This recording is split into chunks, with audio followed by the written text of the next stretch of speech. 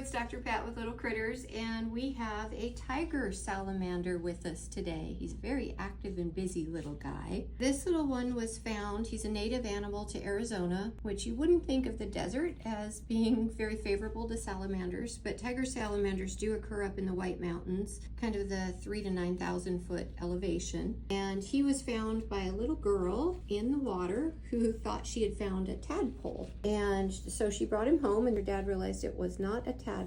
And so they created a bioactive environment with appropriate substrate and a little shallow pond for him and raised him up to this size. They've actually done a great job in caring for him. They noticed that he has a wound on his medial thigh. When we look under here, you can see there's an open wound right by the thigh here, and it is ulcerated, and you can see some subcutaneous tissue under there as well. Tiger salamanders are really interesting animals. They are amphibians, which is why we're wearing gloves. You never want to handle amphibians with your hands. You don't want to get anything on your hands, on their skin, because they do absorb everything through their skin quite easily. They do start out life as an aquatic animal, and most of them will progress to more terrestrial animal. They will burrow in substrate as adults, and they usually come out during the monsoon season to mate. They do not have hemipenes, so the males will deposit their spermatophores into the female's cloaca. Some of them can retain the ability to stay aquatic and retain gills, but usually they'll convert to a terrestrial form as they get a little bit older. Some of the concerns with this guy is that there is a fungal infection that occurs in amphibians that we could potentially be dealing with.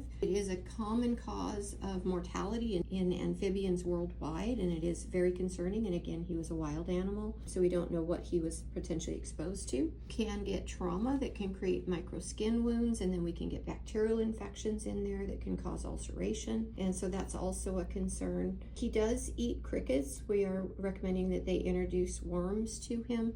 They do not leave crickets in the cage, but I would be very concerned if they did, because crickets will chew on the skin and create more injury. I have recommended testing for the fungal infection, doing a fecal on him to make sure we don't have any parasites, and then cytology of this wound. And we are going to treat him with an immersion soak in a diluted enrofloxacin, and then topical wound care as well. Overall, body condition is really good. He looks wonderful otherwise, but we do have this wound that we need to address and make sure it's not something more severe like this fungal infection.